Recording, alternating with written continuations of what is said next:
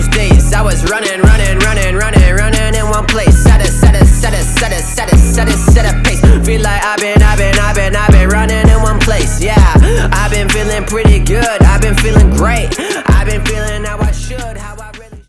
So welcome to Driveway Developments. This is Leon's Ford Fiesta. It's a 1 litre EcoBoost and it's a turbocharged engine. He's done some nice modifications to it and it is a nice looking car.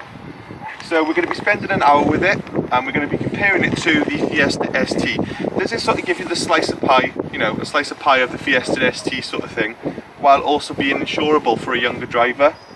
Or is it totally different and you shouldn't even consider it? Well, in the next hour we're going to be having a little go of it, having a look around and basically seeing, you know, if it's any good. So here is Leon's Fiesta. Let's take a little look around at what he's done. Why didn't you tell us some of the mods you've done then, Leon? Well, so far, all I've done is I've got the eyebrows. Yeah. Give it a meaner look on the front. Yeah. I've got the sun strip, the Ford Performance. Yeah. I've got... I noticed you got projector headlights. Yeah. They look nice. Are they standard?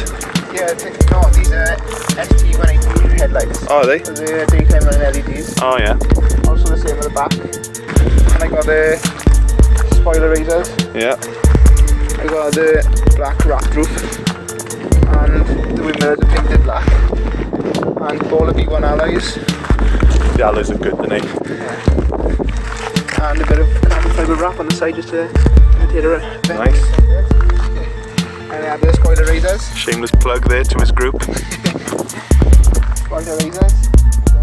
It looks good. It looks really aggressive. When I first saw that, I thought it was an aftermarket spoiler. It totally transforms the back end of the car, doesn't it? Yeah, all that 3D printed. Just a 3D printed spacer. Let's take a look at that then. Oh yeah, I see. Yeah. It doesn't look like a standard. It doesn't look like a standard wing that's just been spaced. It looks good. And here we come to the engine bay. I've noticed Leon has some stickers.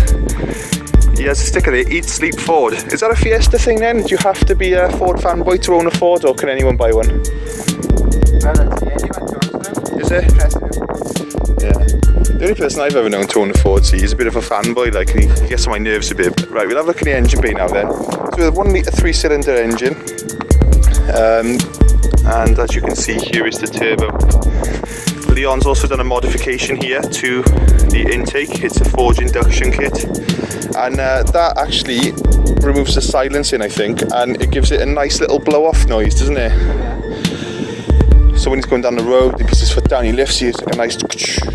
So yeah, hopefully we'll get some nice audio on that.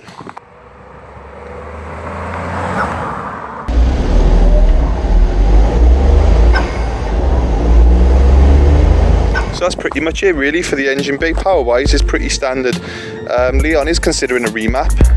These cars do respond really well to a remap. I have seen these on YouTube actually making more power than a standard ST. So anyone who wants one of these and they're looking at it and thinking I want an ST but I can't insure it, don't be disheartened because you can get one of these and you can get it up to ST power for quite a reasonable price. Would you agree? Yeah, this is the kit on the Plymouth. Yeah. I think it costs about, say, 1,500 quid. Full kit, that's with the map, that's everything you need to run that power. Yeah. And that 1,500 quid you said to get these up to ST power, you know, for someone who hasn't been driving too long, they would have to pay that, if not more, on top of their insurance to insure an ST. Also with the additional purchase price of getting an ST as well. So if 200 horsepower is your goal, then, and you like modifying, then, you know, I'm all for these 1 litres. Tax free as well. Well, you can't argue with that, can you? Okay, so we've just done our walk around of Leon's Fiesta. Let's see what it drives like then. I had a 1.6 litre 106 GTI and also a Saxo VTR. They were both naturally aspirated and they were making 100 was the VTR and 130 odd was the GTI when standard. I did later turbocharge it, but so I'm going to be comparing this in power delivery, this engine really, to the 1.6 litre in the 106 because the power rating on them is roughly the same.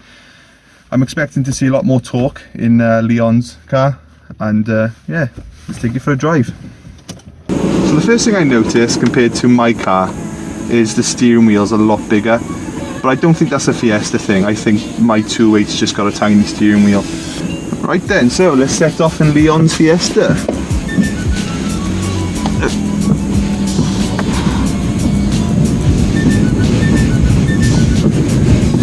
Now my friend has got an ST with the Recaros, but like I said, I'll be doing a video on that in the future. But this car, the first thing I noticed is I feel like the driving position without the Recaros is lower. I don't know if I'm imagining that. I feel like I already feel confident in this car, and I've literally done about not even a quarter of a mile yet. Quite foot down. Nice. Dump valve noises. I love it. Again, the shifter's really crisp in this car. It's not a short shifter, but it's just from the factory they've got really good shifters, these cars. And again, like the car is just you're definitely a lot lower in the car and bolted in compared to say my 208. I'm gonna have to drive quite careful on the roads today due to it being rainy and wet. But we will give it a little pull in a minute.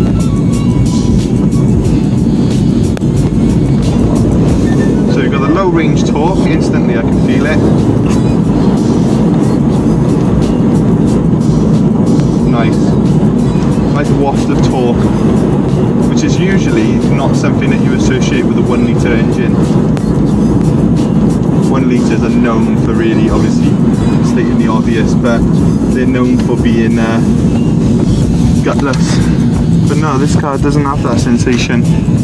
So how would the power delivery compare to the other car I've had with similar power, my 106?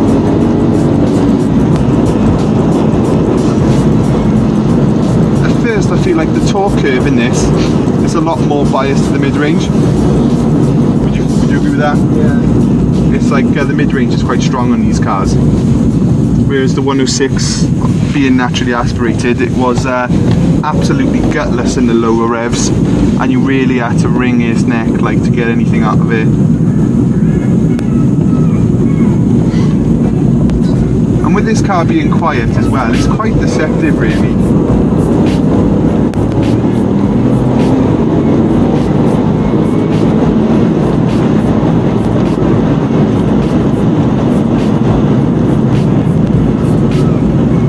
I'm just going to test the inside wheel as I've done in the Civic. I'm going to plant my foot when I can get a clean exit on the roundabout.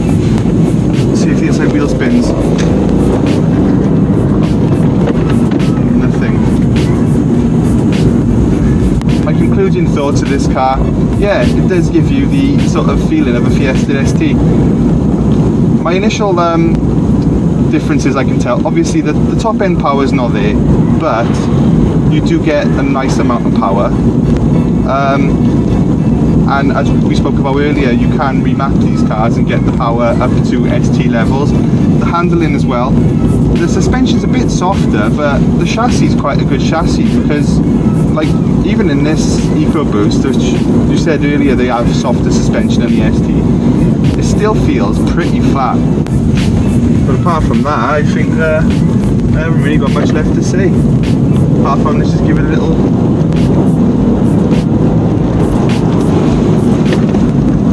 It does make you want to drive like an idiot, doesn't it?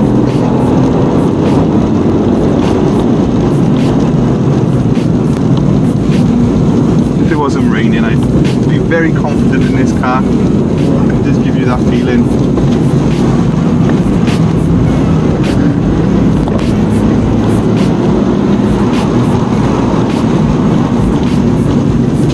It's started to rain now and it's pretty windy.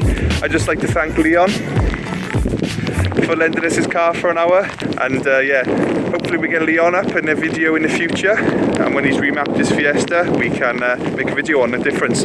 So yeah, like and subscribe, and yeah, bye.